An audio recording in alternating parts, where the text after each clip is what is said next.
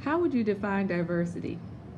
I would say diversity is the presence of a whole different races, different ethnicities and religions all in one area.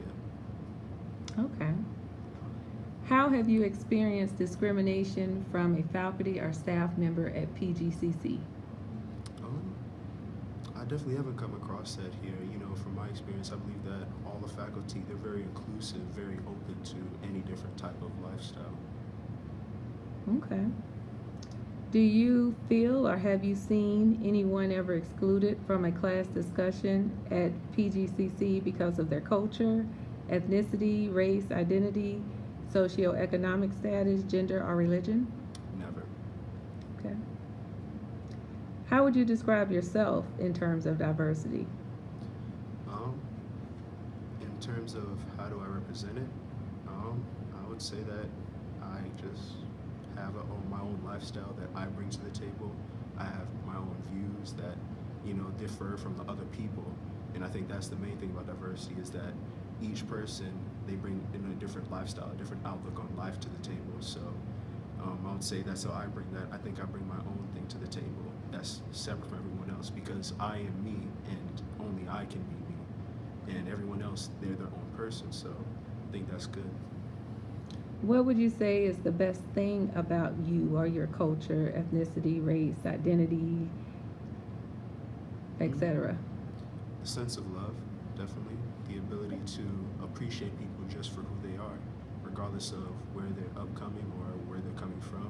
I think that the ability to embrace one another is probably the best thing. Okay.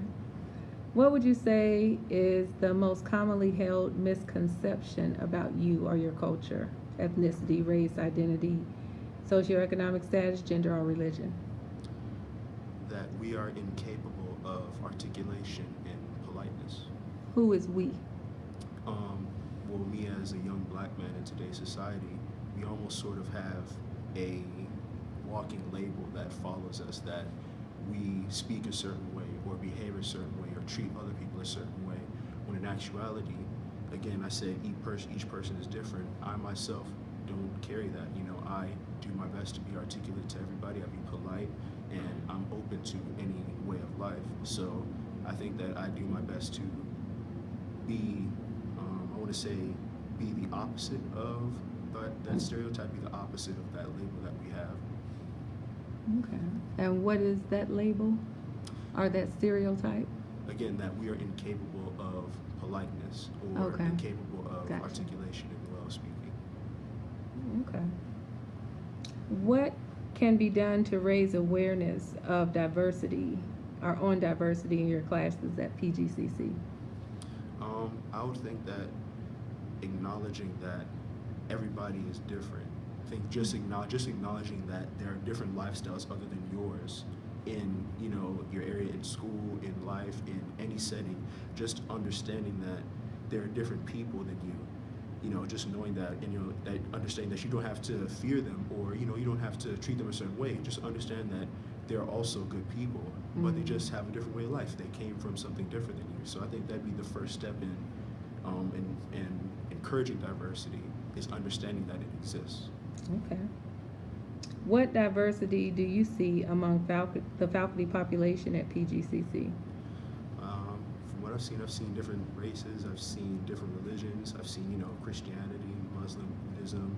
I've seen African American women. I've seen some Hispanic women. I've seen some Asian women here. So I think that PGCC definitely, or Prince George's Community College, they definitely do a very good job of allowing all different lifestyles in here. Okay. What diversity do you see in your classes here at Prince George's Community College? The same, if not more. As I said before, everybody is welcome. So you can go into one class and you'll see an entirely different populace. You can probably find maybe two or three different, religious upbringings in one class. Then go to another and see more, if not the same, of, again, different races, different people, genders, everything. So everybody. Is there anything else you would like to add? Um, in the year 2017, I would say appearances are the most deceiving as they've ever been. So don't let the way anybody looks or the way anybody acts, discourage you from starting a relationship or a conversation with them.